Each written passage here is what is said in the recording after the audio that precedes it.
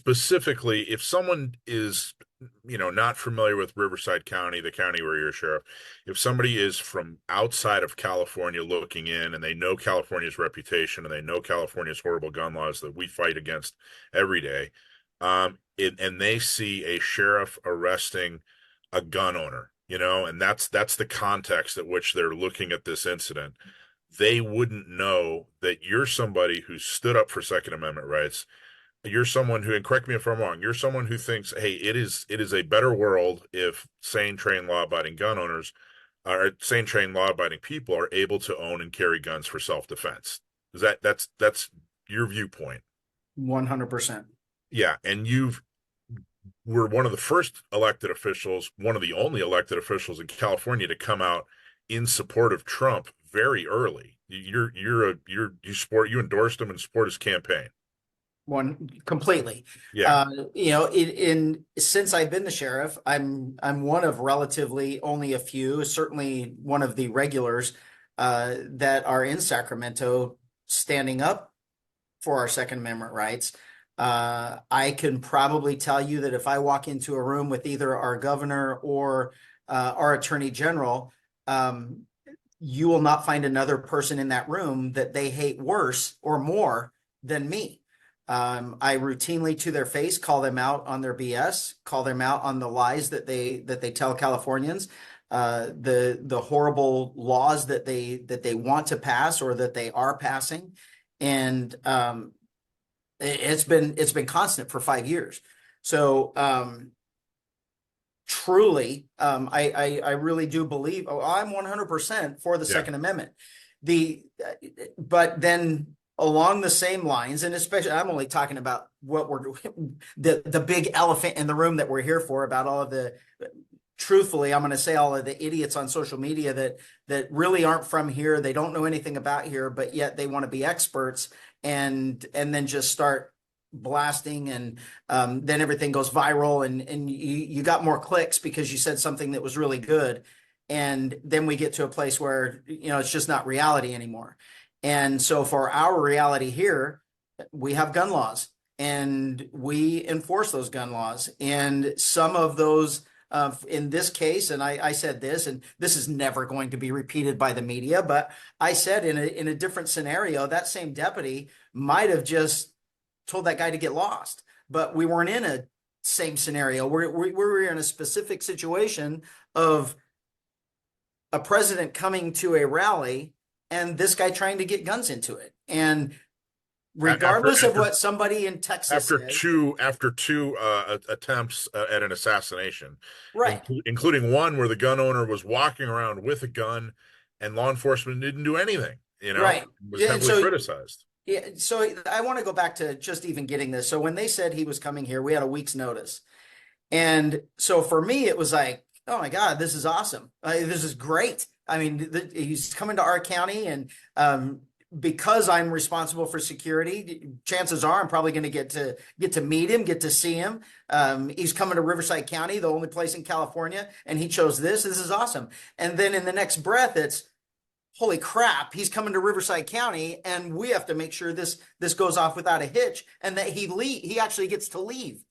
And so you look at everything that has happened, and this is even, I mean, it was really, there are a lot of things to say wrong about Butler. There are a lot of things to say wrong about the Secret Service. There's a lot of things to say wrong about local law enforcement back then, armchair quarterbacking. But one of the most common was, how does a guy get a gun into a presidential rally and nobody does anything?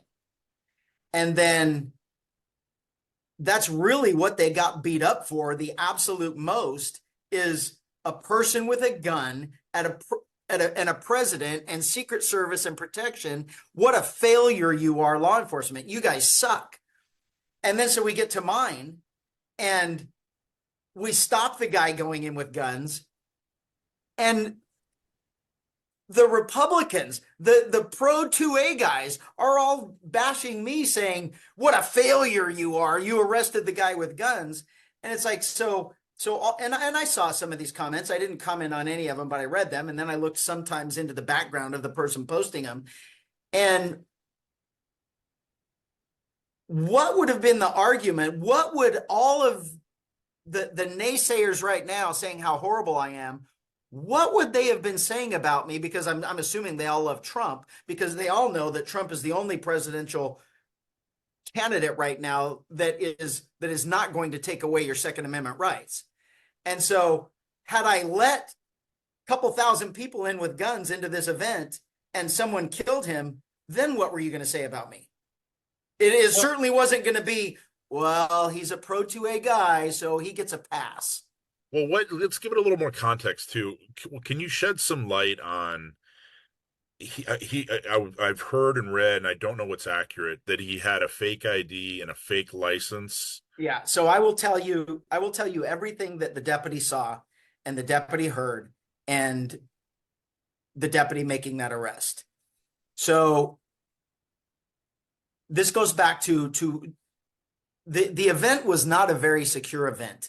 It was basically in a field in a farming community with views for miles from any direction, particularly from the south, which a person with if you're good enough with a high caliber rifle, you could have been a mile away and you could have at least laid out some shots, and we would have never known you were there. So it wasn't ideal. We had two perimeters at this event. One that was like almost a square mile out, where we only let people in that lived there. We only let workers in that were going. It's a farming community, so there were workers. There's people living there that you actually do have to drive through there.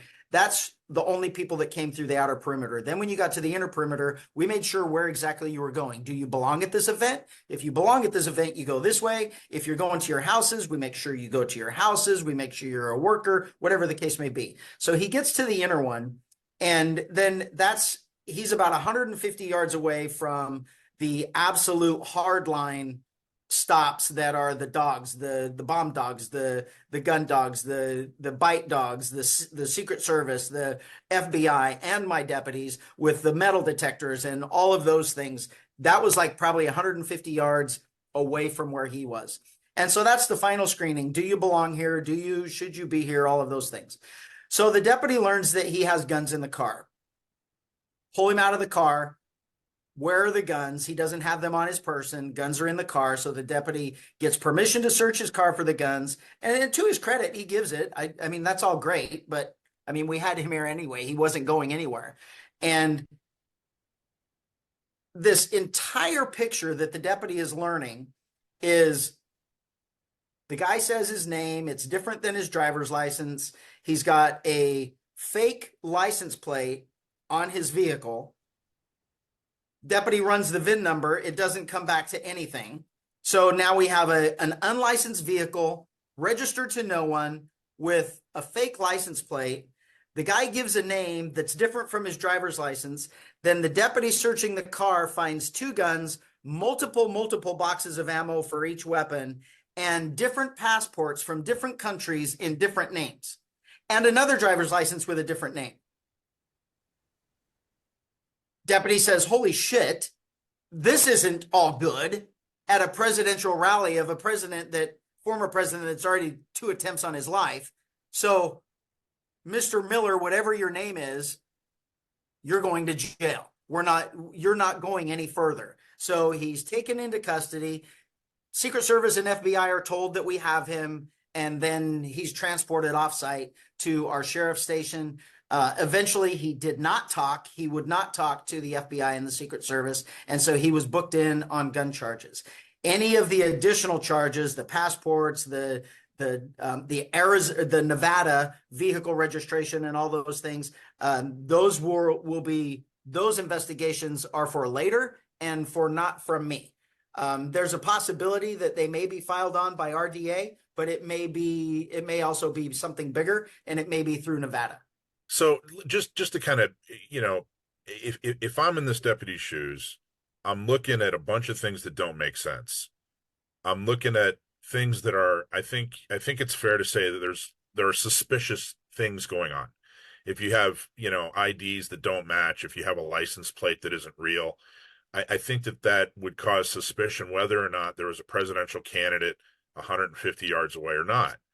if you have a loaded gun in your car, whether you get pulled over, for speeding or anything, I would expect to be arrested in the state of California. Uh, And keep in mind that my deputies know that a gun isn't necessarily in itself anything to be afraid of, because I've got 50,000 people in my county with CCW permits that we right. all expect have guns in their cars when they get pulled over. So just because he didn't get arrested just because he had a gun in his car, there were numerous reasons why he got arrested, especially in the state of California. But things weren't adding up. There was a presidential campaign or rally yards away. It would, there already been two real potential threats on his life. I guess what I'm saying is, like, any piece of this, like if some guy has a weird belief about his driver's license or his license plate or whatever, if that were the only thing happening, that maybe he wouldn't have gotten arrested. Maybe you just will let him go and said, I don't want to deal with this. But all these things together, all these things combined, doesn't equal an anti-gun sheriff. Yeah, It equal 100%, it, 100%. it And then I have to go back to the instructions of going in there. It is it was on every single person's mind that we are not going to be Butler, Pennsylvania. We are not going to allow someone to get into that arena with a gun and do anyone harm. It didn't have to be the president. I mean, the last place, Butler, yeah, the president was injured, but it was someone else that lost their life. So, I mean, it could have been anyone. I mean, who knows? It could have been me. What if they were after me? What if they were after one of the other speakers? What if anyone, what if it was just to make an example, a terrorist threat, and it was just a large gathering that was going to make a big splash? It didn't have to be an assassination on Trump. So going into this entire thing, we had a zero tolerance policy, if you will. There's no breaks when someone's trying to get a gun into this event. It's not, oh my gosh, I didn't know it. And it wasn't an 80-year-old woman that said, oh my God, I have a CCW and I completely forgot. And I don't want it, whatever the case may be. As this comes out, it's more and more fishy than ever. But to say that this is a Second Amendment thing, it quite honestly is absolutely ridiculous. And it was unbelievably frustrating to me in the very beginning that I was getting more criticism for being anti-2A and arresting someone on gun charges than anything else. And it's like, this is so damn bizarre now. It isn't even funny. it is, but I think that's why I wanted to have this conversation. Is I think a lot of people look at California, they look at, they don't know you, they don't know your history and what your beliefs are. Probably have a better understanding. A lot of, people in Riverside have a much better understanding of who you are and what you believe. That's why I really wanted to shed some light on this. And I mean, if there were no, if there is no Trump in town, if there is no presidential candidate in town, you're as pro 2A as I can't think of another sheriff in California that's more pro 2A. I can't think of another sheriff that, supports gun owners, or I can't think of another politician that supports gun owners more in the state of California, where it's Right. extremely difficult to support gun owners. So I really wanted to show that side of you and make sure that people understood better context. What else would you like to clarify? What else would you like to say about the situation? The press conference that we had the next day was because this was getting completely out of hand with, the assassination attempt. That was all social media. And it was all a group of social media that now that my guys, that's all their job is to monitor social media concerning law enforcement. And then we try and get ahead of things as it happens. And it was social media that started the whole, first it started, was this the third attempt? Then it turned into, they just dropped the was this, and all of a sudden it's a third attempt because that's more appealing to all these influencers that just want more clicks. And then it turns into poor victim because he's just being victimized by these California gun laws and these anti-2A sheriffs and everything else on people that have no idea what they're even talking about or what they're or who they're talking about. And so that's why we had the press conference to begin with. So the problem a lot of times with law enforcement that we're trying to overcome from the last 20 years is there was a time when law enforcement, you just don't give comments. You comment on nothing. And That's that's all the context and all the information I wanted to get out there. I wanted to make sure that people had a better idea of what was seen by the deputy, what happened with the incident, but also who you are and your relationship and views on the Second Amendment. So I think you covered everything, and I truly appreciate the job that you do. very good. Thank you. I want to add something just because we're on a bunch of gun owners things. For the last week, people that are pro 2A, um, my haters are typically the left. Um, I have Democrats that like me, but certainly not the far left, progressive, take away your constitutional rights and destroy America left. Those are my haters. Those are typically where I get the hate from. And this one came from within, almost like the left was sitting back, jumping up and down, saying, let them destroy their 2A loving, gun toting MAGA sheriff. And they did, or they at least attempted to. Luckily it didn't really take too much of a stronghold in California, although I did see several posts on social media from you guys and other local groups, see people commenting on CRPA's posts and just different things about me and those types of things. And what I really want to emphasize is rather than us trying to destroy each other all the time, and I'm more 2A than you are, and you're not 2A enough, and all of this garbage, the truth of where we are right now in elections and all of us fighting amongst each other, and now we're not fighting against the people that are trying to truly take away our Second Amendment rights because we're fighting amongst each other, or we're attacking people that we really probably shouldn't be attacking. If in California the registered gun owners voted in 2020, we would still have President Trump as our president.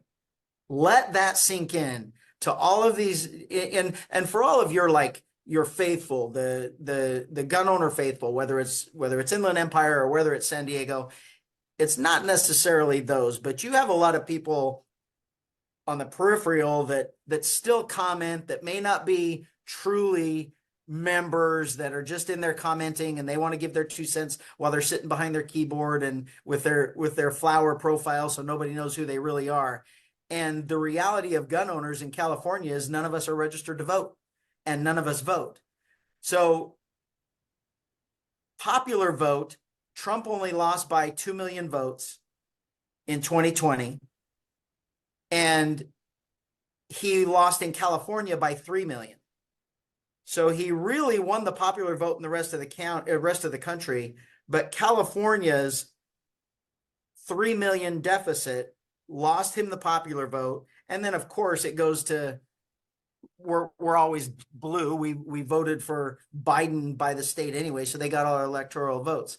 If all of the gun owners would have voted, all of the electoral votes would have went to Trump, and we would have won. There's 6 million of us in California that aren't even registered to vote, but I guarantee you there's a bunch of those 6 million that are criticizing me for not being pro 2A enough, for arresting this guy, they're criticizing the government for all these laws that they're passing, but yet none of them are really truly, all you got to do is register and vote. And if we all did it, not only would we have a red state, we would still have a red country.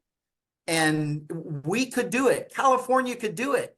And we're not concentrating enough on those of us that really could make a difference, that truly do care about our Second Amendment rights, know that our Second Amendment rights are being taken away from us, and we don't vote. Well, I think someone told me a while ago, and it's something I think about a lot. Know your friends, know your enemies, and know the difference. And I think this is a situation where people didn't know the difference. Yeah. And I think that it's a couple of different groups of people that get beat up regularly. Gun owners, we get beat up regularly. So any perceived threat, can result in an overreaction. I think that you, as an elected official and a law enforcement officer, you get picked on, on a daily basis as well. And I really just wanted to have this conversation so that we could all see, hey, you know what? This was a fight against, two brothers. This was, an in the family thing, kind of like you were saying.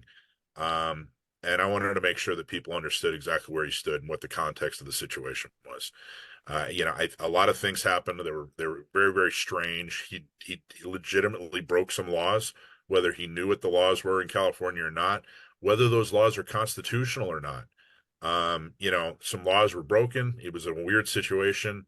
I think that you guys, law enforcement, acted the way law enforcement should be expected to act when they're defending a presidential candidate who got, there was an assassination attempt twice in 2 months. I mean, the whole thing makes sense to me. What didn't make sense was this internal fight between a bunch of gun owners, a bunch of people that have the Yeah. same values.